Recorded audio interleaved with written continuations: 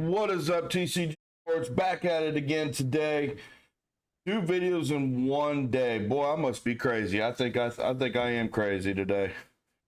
But today we are back, and now I am with Willie Miners general manager and head coach, Coach Rez. Coach Rez, how you doing today, buddy? Man, I'm doing good. How are you? Oh man, I think I'm losing my mind, Coach, but I think I got it together. There you go. So, Yeah, Coach, you ain't the only one, bud. I believe it, Coach. How's the off season treating you, bud? Oh, it's busy. It's busy trying to get some stuff buttoned up from this previous season. At the same time, getting stuff in order for next year and getting ready, putting some stuff together for we got our league meeting coming up this next week in Omaha with the National Arena League meeting stuff. So looking forward to that. We'll get a lot of information and get some stuff buttoned up for going into the real off season for this what we got coming up and with from player preparations and tryouts and just getting everything built for next year. So we're looking for a lot of stuff coming up. So we're looking forward to it. Outstanding, Coach. So this week we've talked to Tyree Williams, one of the many scorers for the championship game. We just got done about an hour ago with Pete, not long ago. He was an absolute blast. What a humble man. I can tell you that right now, in all honesty. Coach, Yeah. we're all really excited about this NAL season. And, you got some new teams coming in. Got Corpus Christi, Harrisburg. And, so along your journey, you won two championships with the Atlanta Havoc, one with the Atlanta Havoc. Now you got one with the Wheeling Miners. Over your coaching career, how have you seen yourself grow more into becoming the coach you are today? The way I see it is, through the years and just gaining the experience, and when as a younger coach, fiery, all over the place, yelling at everybody, just being a little wild. As you grow through the seasons and the years, man, you kind of figure out when to use those moments and when not to, and not be that 120, 24/7. So I think for me overall, just from a growing standpoint of more maturing as a coach, you've seen me coaching, so I don't really like wear my emotions on my sleeve.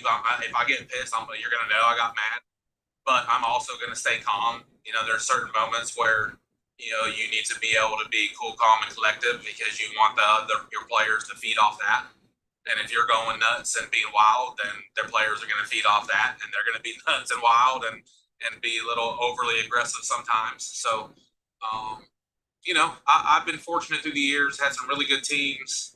I try to put, the best people around me to help with stuff because I can't do it all by myself. Even though I have my hand in everything from top to bottom, I still got to have people that are pursuing what our vision is for the team.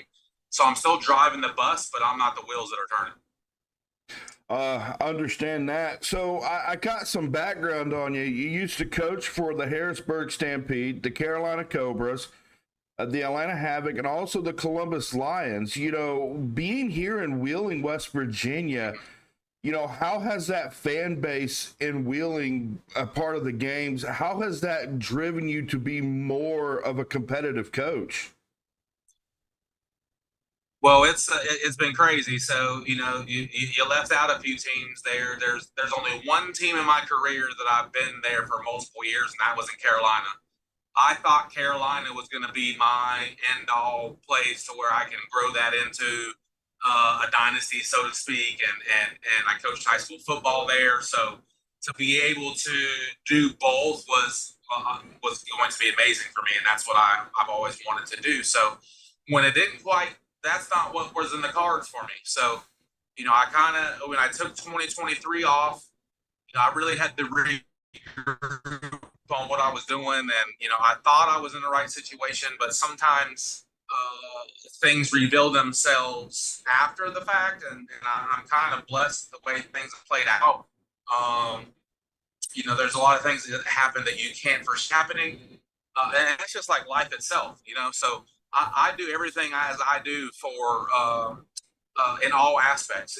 Coaching isn't what you see me coaching. That's not me just putting on a show. Like that's my life. Like I live to do football. Like that's what I do. So that is my life. That's how I live my life. That's how I raise my kids. That's how I am as a husband.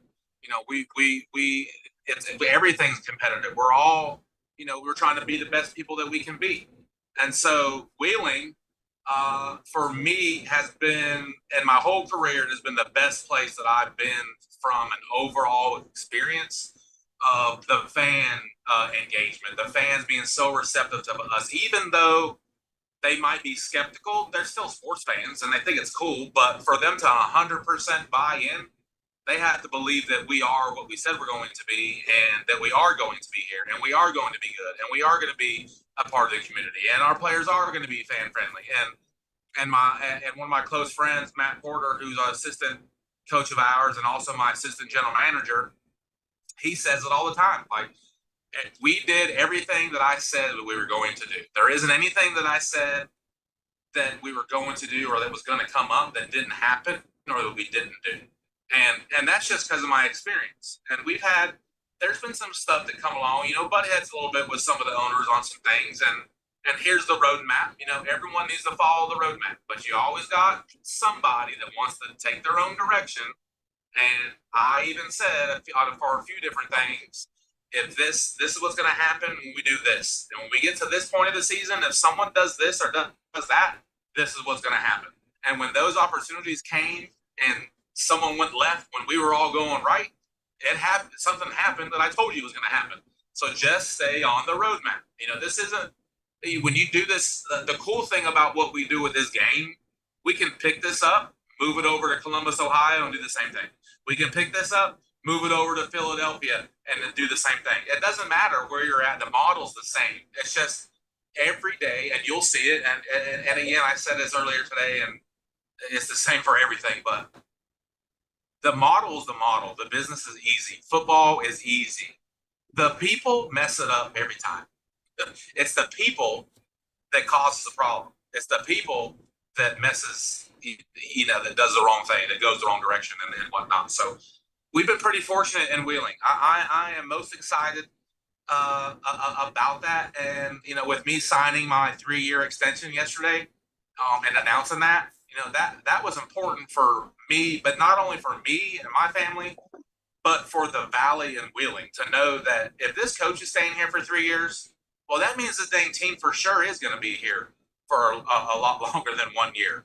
The 2-year extension, like I have had a plan for everything that we're doing, and it's all fallen in place. I feel, and I've said it a few times, and people said, "Oh, you just need to focus on the minors. Don't worry about all that other stuff." Well, I want to worry about it. I want us to be bigger than the Greyhounds. I want us to be bigger than the Nailers. I want us to be one of the top things in the Valley that you have to go see. And, why not? The NAL, the league that we're in, that we're fortunate enough to be in, is about the same level as Wilkes-Barre. So they're the next higher level above the Nailers, and then above them is the NHL. Well, the same thing with the NAL. The next thing above us is the UFL, CFL, and NFL. So there isn't anything above us. There's no reason for players to leave. Hell, we got players moving here.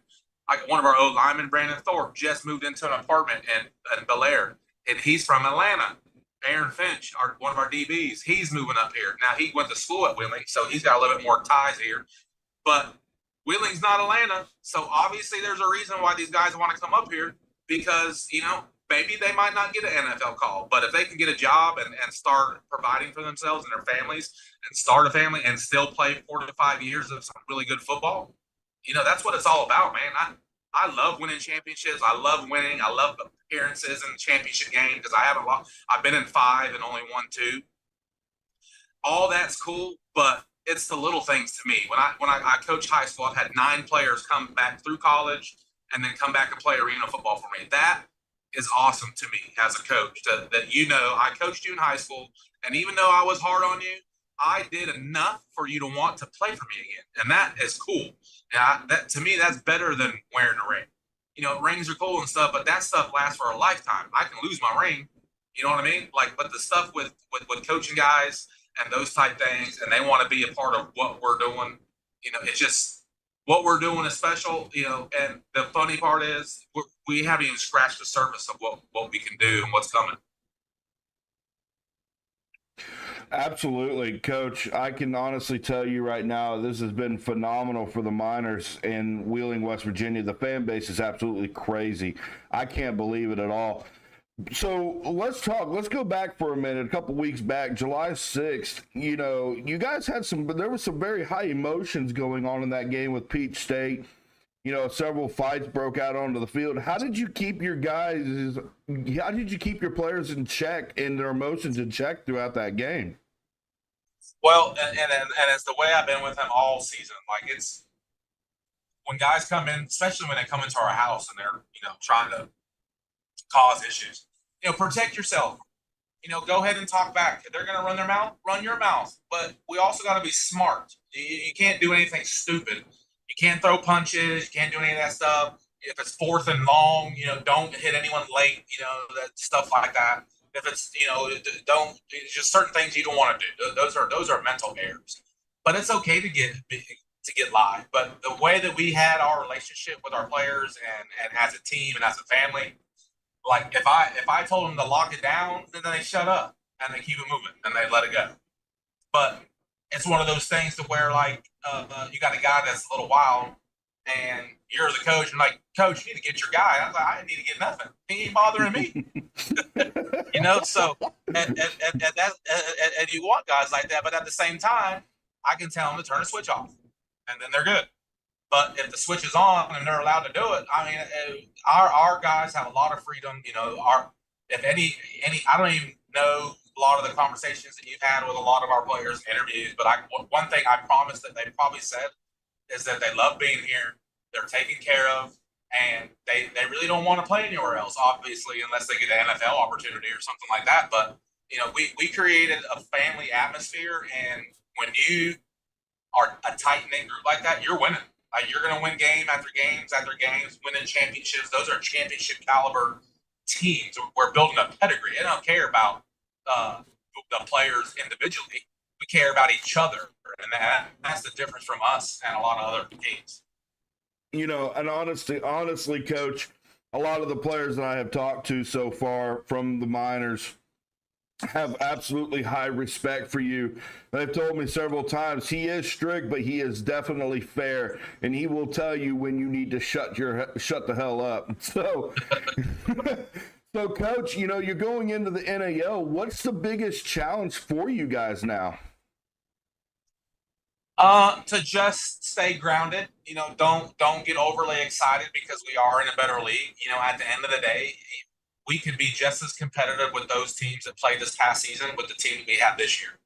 So, and I explained to the guys, we're going into a league where I don't want to be competitive. I want to go into a league where we're going to be doing the same thing we just did. Now, we're not going to be beating people 77-3, but there's a difference. I can still own you and we beat you 28-24.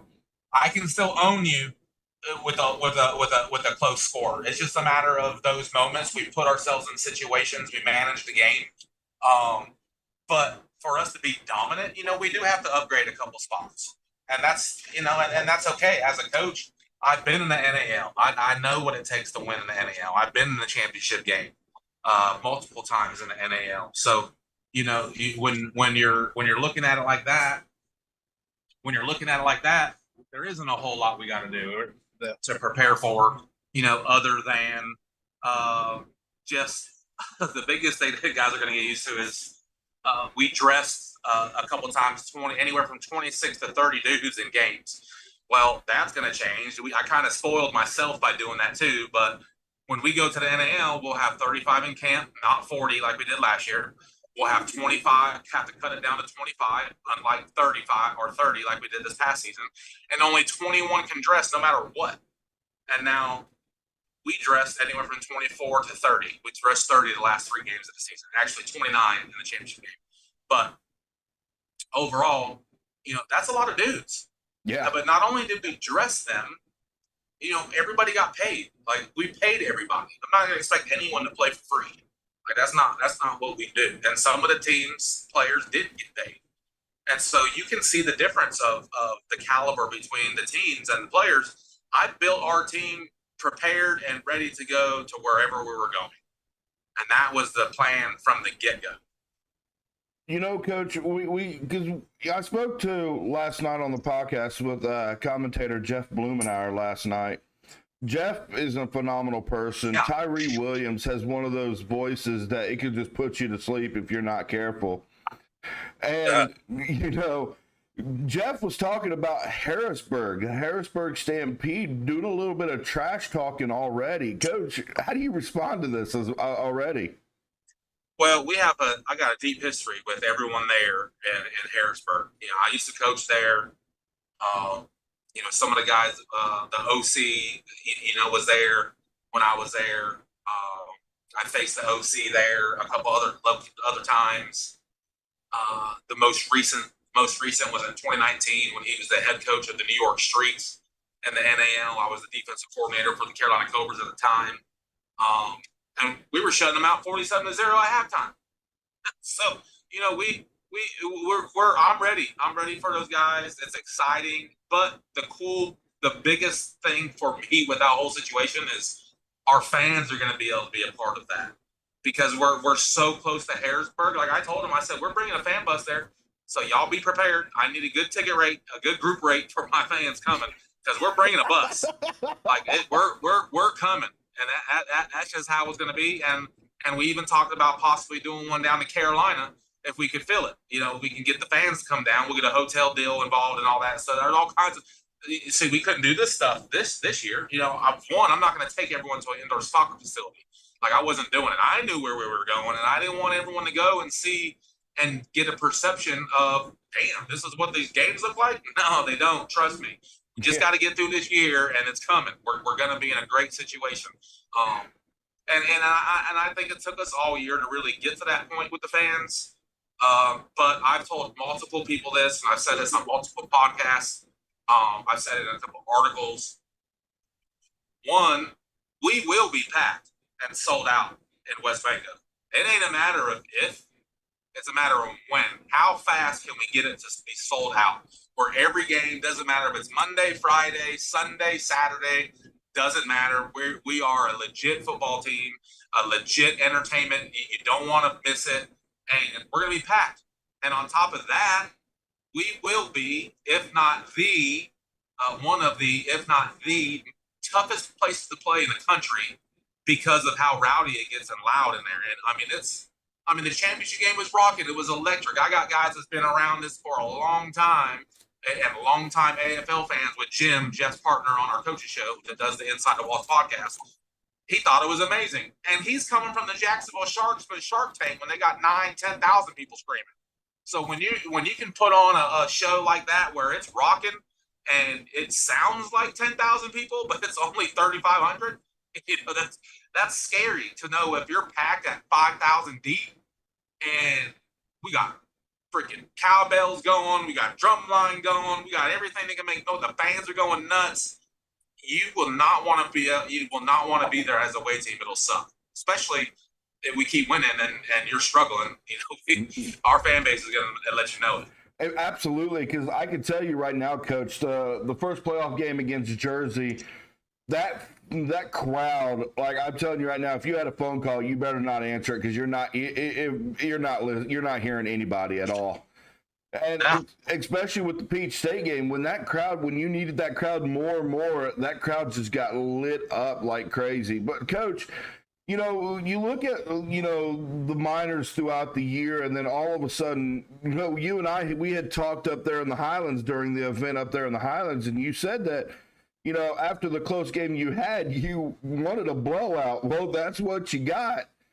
And, you know, if you look at Grant Russell, how has Grant commanded this offense so well throughout the season? Grant, you know, a lot of people don't realize, and I've said this a few times too, that, you know, Grant hadn't played since 2019 when he was with the Columbus Destroyers. So playing this year to then, 5 years, you know, that's pretty, you know, that's a long layoff without playing any football. Especially at this level, no matter what league we're in, like it's like people are coming to kill you. Like they're coming to take your head off. Like that's scary in itself. As a quarterback, you got to stand in the pocket. I hadn't seen big dudes running at me in a minute. So, I get in there, I'm gonna be dropping back crazy, throwing that junk into the stands, and not getting, because you ain't sacking me. So with Grant, he it didn't take him but a couple weeks to get the dust off and the rust off, whatever you want to say. And Grant is a stud. I mean, Grant is your typical quarterback that you want leading your organization, being the face of your team. And a lot of people didn't really know Grant until the first couple games, and once they got to know him, then of course you start looking him up and see, oh, this kid's an Ohio kid. He's not too far from here. Stuff like that. And he played at ODU, and then he was a Harder Than Hill finalist, which a lot of people don't know. That's the Heisman of Division II. So that's a lot of players in Division II. So to be able to be a finalist and for that award is pretty awesome within its own right. And then you could tell the difference of our team when Grant was not at the playoff game, when he was on his honeymoon. And from the offensive standpoint, as the team standpoint, because we're such a tight knit group, because we're such a family, it's like when you're brothers and your family, like, I'm gonna pick you up, bud. I got you. I'm gonna pick up the slack for you, and that's kind of how it was. And we were, matter of fact, we were just joking about it today at Bel Air High School. We went and checked out Coach Porter's high school team. He coaches over there, and I was talking with Coach Mott, and we were telling a story in the game when Panasek was at quarterback. There was a couple times I walked by Mott. I was like, man, you got to pick us up, bud. We need some help. And we got one of the top defenses in the game. When you put it together, like, it doesn't matter. Like, look at, for instance, when Todd Simmons was at quarterback for the Bearcats. That's a different dude, right? Like, a lot of people don't know his background. He played. I know he played a little bit at WVU, not his whole career, collegiate career, but he did play some at WVU. But then he went on and played some in the NFL, and he just had a workout with the Ravens, and they got picked up. So, he's a special dude. So you got him running around, and we're shutting him down. He looked like he was in a phone booth a couple times where he didn't have nowhere to go because our defense was all over. And that's an NFL caliber skill player that we locked down, right? So our defense was pretty special this year, and I'm excited to see them work against these other teams that it's the indoor style. So it's more of an outside game than it is the arena style, and that's what we love. I love Canadian football. I love outdoor football. That's basically what it is. CFL rules basically on a 50-yard field with 8-on-8 with two dudes running waggle motion. So it's a lot more running, a lot more stuff like that. So when we know we got a defense that's pretty tough, that they're not going to give up a lot of stuff, that makes it easier for us on the offensive side. Absolutely, Coach. Now, because I mean, if you look throughout the entire season, you guys have grown so much more as, brothers and family members and, stuff like that, and you look at Grant, like you said, he's an absolute stud, making throws that I haven't really seen anybody else really make in quite a long time, honestly, But you see, Panasek, when he started for you guys against Jersey in that playoff game, how did you keep him composed as much as you possibly could? Well, it was tough, I ain't gonna lie.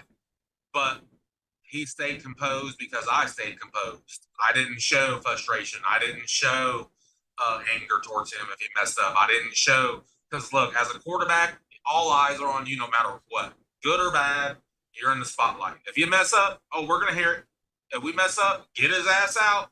That's the coach. Get him out. Get him out of there. And if you could have heard some of the stuff that some of the fans were saying about him and getting him out, and Coach Rez, come on, blah blah blah blah. I'm like, I cannot lose composure. I got to keep my cool. And because just imagine if I blew up on the kid, he was already sinking. I'm not trying to step on his head under the water. Like, we're trying to get him out. Like, we're trying to get him to the point where we just need, I didn't care if we won by 1 point. It doesn't matter. We just got to get into the game. And our defense was not going to falter and let us lose that game. Like, they kept us in that game. We made some plays when we needed to on offense, but defensively won that game. So I did everything I could to keep him as much confidence as possible. And because of my players react a lot off of how I am, if you hadn't noticed. So yeah, most definitely. With being calm towards him, all you heard was defensive players telling him, "We got you. Don't worry about it. We got it. We got this. We got you guys." That was awesome to hear as a coach, knowing that sometimes you can sit back and like, man, we put this together. Like, this is awesome. This is why we're winning. This is why we are such a tight group, because we all care for each other, and that's a big difference. Coach, if you look at the Bearcats game and the playoff, and the ability for Panasek to bring the team together, no panicking with you guys. You couldn't really feel bad for Grant not being there. He was in Hawaii anyway, so he was living it up in Hawaii.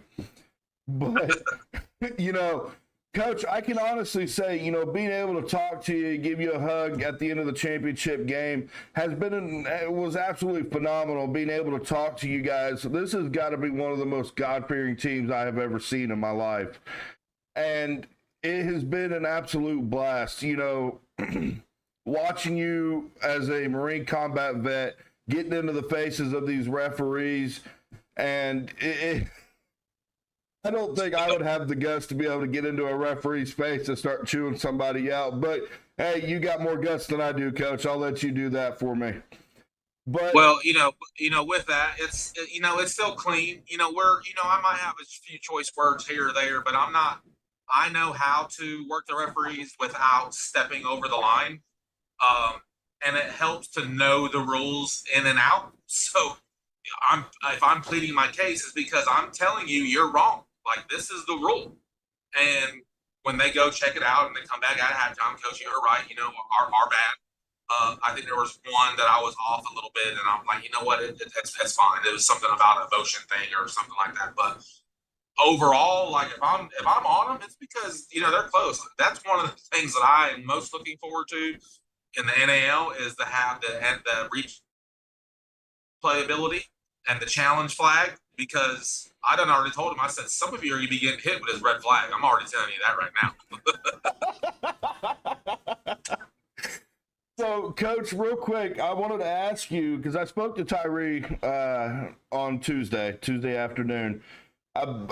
Did you get a chance to check out Jarvay Flowers and Dante Mason up in Duluth at all?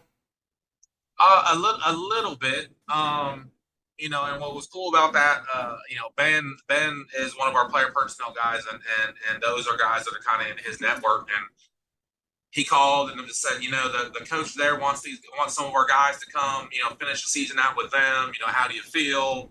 I told him I had to reach out to you first, which was awesome. But at the end of the day, they know where home's at. They know where they're coming back to. And I'm okay with them to continue on and get more experience and keep making some money, playing. That's what it's about for me. If they want to stay somewhere because they feel like it's better there, by all means. But there's a lot of guys that go do other stuff, and they're like, damn, we actually had it more than good back in Wheeling. So I like it when they go to other places like that, especially when you create something that's pretty awesome for the players, and then you get a taste of something else somewhere. It's not a bad organization that they have, but they just don't have all the stuff that we have. And so, as a player, now I've always said our players are our biggest recruiter, because when they're a part of it and they see it, now they're telling their friends, their teammates, people that they've played with, like, this is where you need to be, bud. Come on, bro. Like, this is where you got to go. This is the place to be. And so that's what we tried to create. And I feel like we did a good job for the most part for building the foundation. We got a long ways to go to be where I want us to be, but we definitely are in the right direction, and letting those guys kind of go. Ultimately, for me, it's for them to really go make some more money. Is what it came down to. I didn't care. They're good guys. Those are two guys that maybe have been looked over through the last couple seasons and should have had some opportunities. And that's what it's about, giving guys an opportunity to showcase what they can do. Because I was surprised by a lot of guys, of giving some guys some opportunities that we may not have done before. So it's helped me overall as a coach, and then go see those guys that continue making some money is pretty cool. Absolutely, Coach. I mean, it's been a it's been a phenomenal run for you guys. Undefeated right now, inaugural season back in Wheeling, West Virginia. You guys going to the NAL this next season. There's a lot of good teams out there, and Carolina Cobras coming, being there. Harrisburg Stampede coming in. Then you got Corpus Christi, the Tritons, and if I'm correct, you coached for the Columbus Lions. Am I correct? I did. I was the defensive coordinator there back in 2013. So a lot of these games for you, does it seem more? Is it more personal for you going up against these teams again, or how do you control that going up against these teams for the next season? So I enjoy going to Columbus. That's a cool place to coach in. They got a great atmosphere. My biggest thing that I strive for on the road is silence. If you get the crowd to shut up, you're doing something excellent. Because if they can't, there's nothing to yell about or cheer about because their team's getting smacked around. That is one of the best feelings in the world. So, I enjoy looking forward to that. Going back to Carolina is going to be special for me. Being there, that's the longest place that I've been at in my career. I was there from 2019 through the 2022 season. I really didn't want to leave when I left, but it's just, sometimes you get to that point where you just need a change of scenery because, stuff isn't always what it seems to be. And it's unfortunate because I only lived an hour from there, but, I know the head coach there. He was an assistant for me back in 2021, a little bit in 2022, not a whole lot. He was going through some health stuff during that time. But to see him as the head coach, will be pretty cool to get to go head-to-head versus him.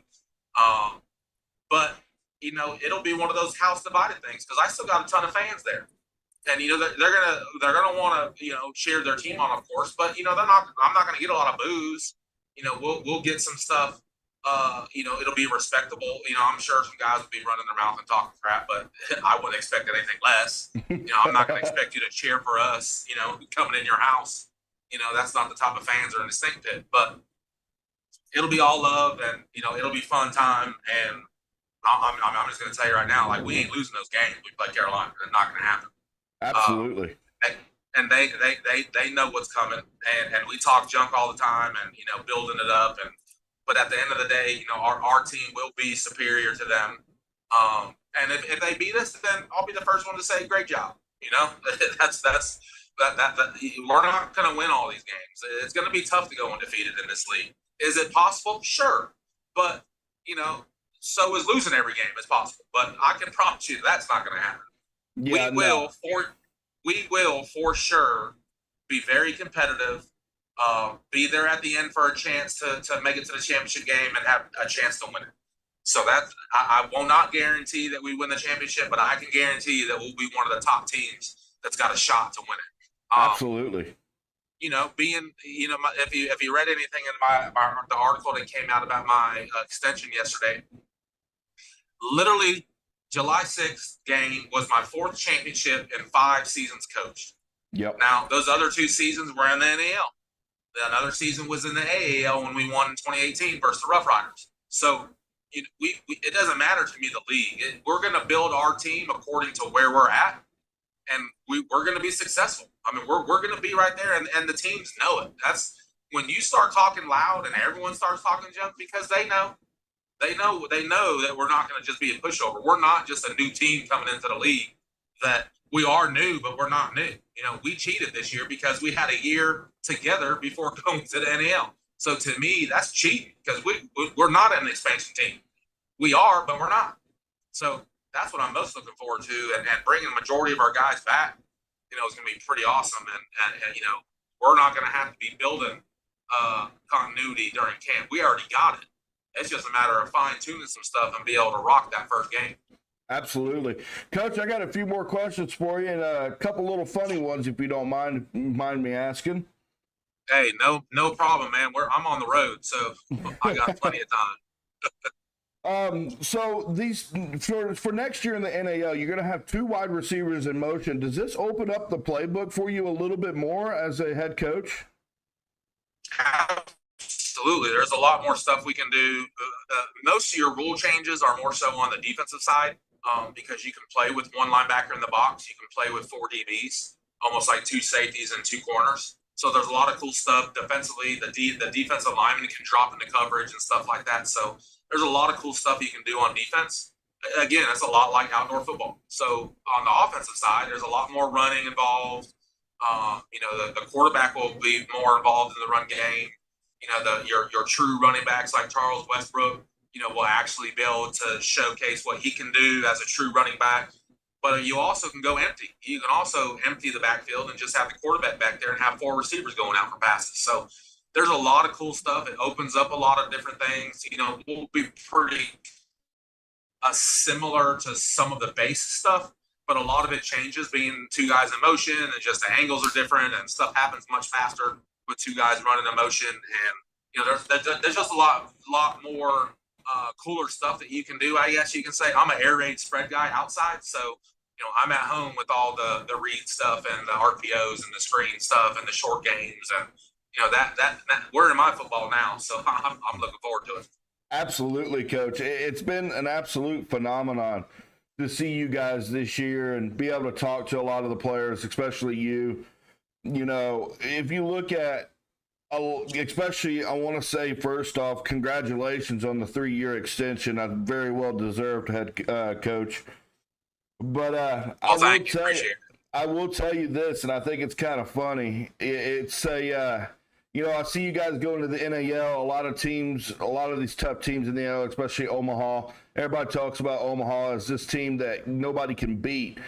I spoke to Tyree about it Tuesday. I was like, you think you guys got a chance to beat Omaha? And he goes, oh, we're not just going to beat them. We're going to run them out of their own building. But Coach, I got a funny question to ask you, if you don't mind. Okay.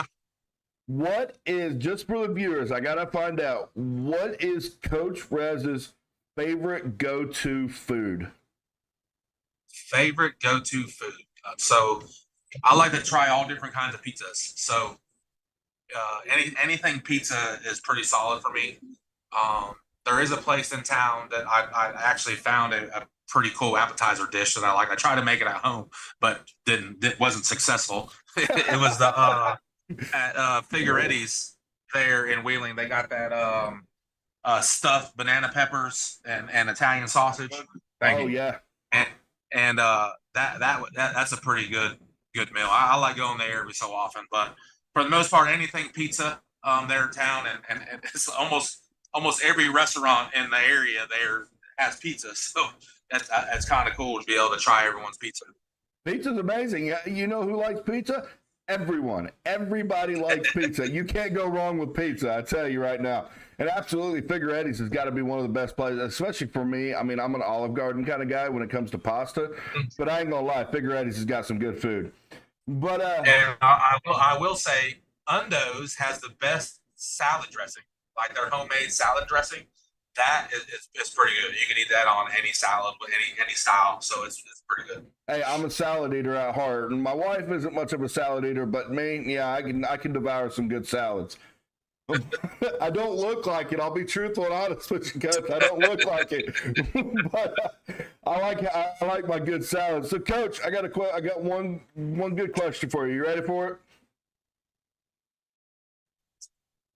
So, say again.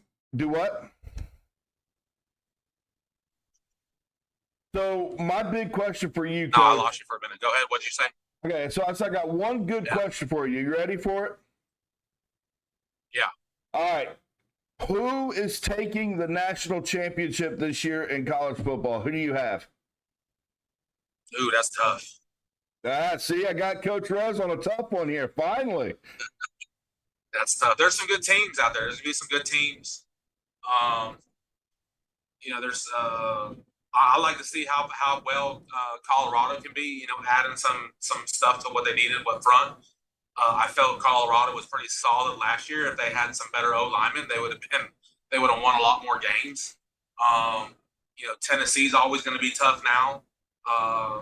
What I'm really anxious to see is how bad Alabama's going to be without Coach Saban. So, Oh, no, but Coach, you're breaking my heart. I'm a Bama fan. Don't do this to me. Don't do this to me, Coach. but like a lot of the SEC teams, I don't really have a favorite in college. I like more so following coaches and those type things and the systems and whatnot. So I'm looking forward to it. It's hard for me to say. I haven't really dove into like all the programs and to see who's what, but I like to see how far Colorado can make it this year for sure. Absolutely. Being a Bama fan, I think a lot of us Alabama fans were a little shocked when Nick Saban decided to retire. But see, we picked up that head coach out of Washington, Kalen DeBoer.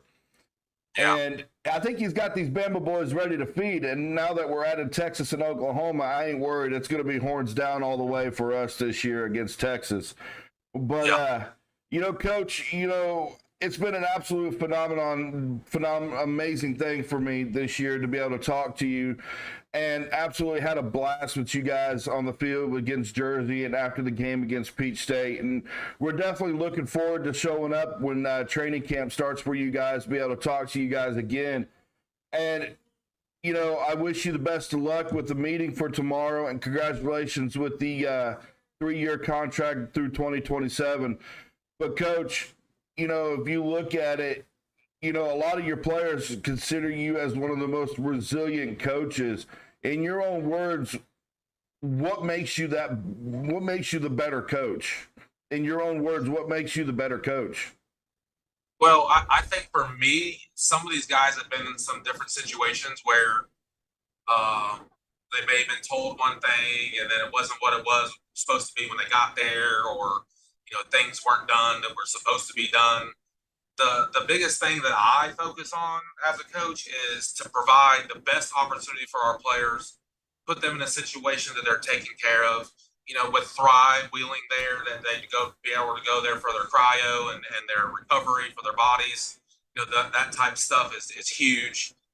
It's really, they say it in high school, the more you care for the guys, they're going to, respond better to you. Same with these guys, they're grown men. Like, you got to treat them as such. And when they know that you actually care for them and care about their lives, it doesn't even have anything to do with football. It's just a different mindset. And this has been my biggest thing of, you always hear that old adage of, oh, he'll run through a wall for that guy, right? Well, I want to create an atmosphere where they run through the whole damn building. When you create all, now you're dominating. Like, you're tearing everything up in your path. Forget the wall. We're tearing down everything in front of us.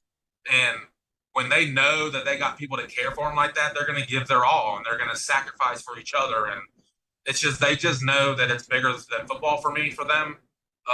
And they'll end up becoming better people at the end of their time. And they'll look back and be like, man, do you remember when we had to do that or do this? And you remember when Coach Rez said that?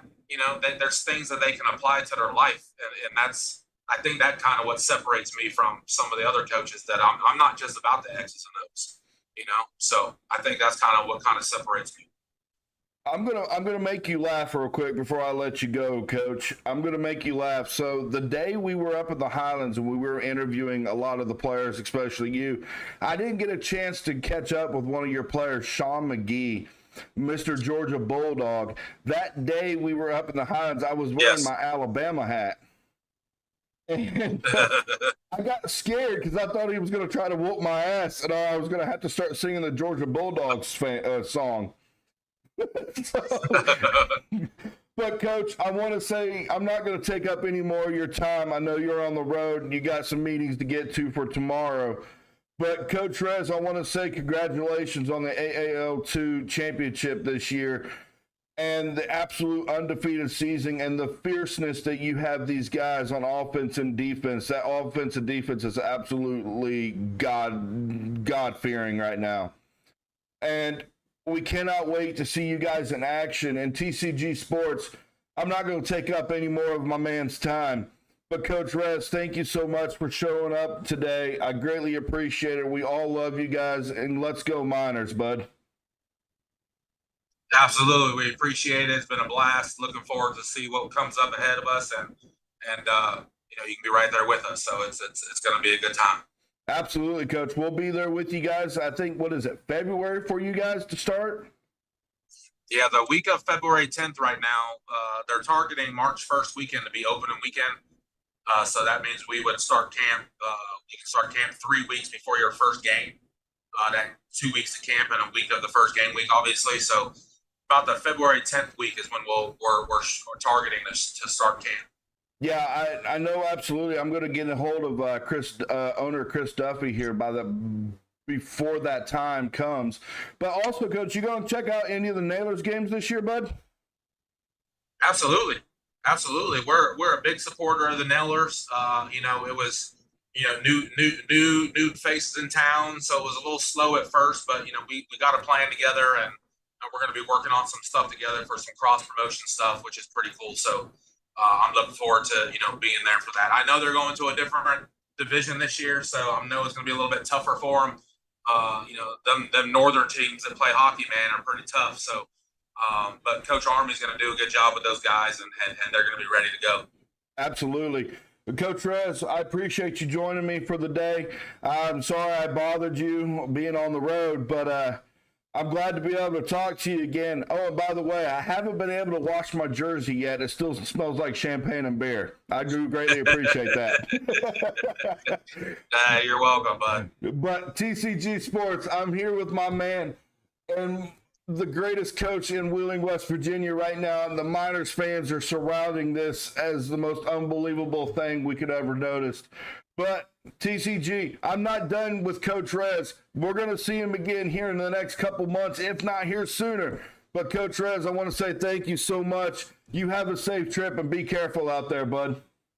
Hey, I appreciate it at any time. We appreciate what you guys do. Thank you, buddy. I appreciate it, Coach Rez. You be safe. TCG Sports, I'm done. I'm out. I quit for the rest of the day.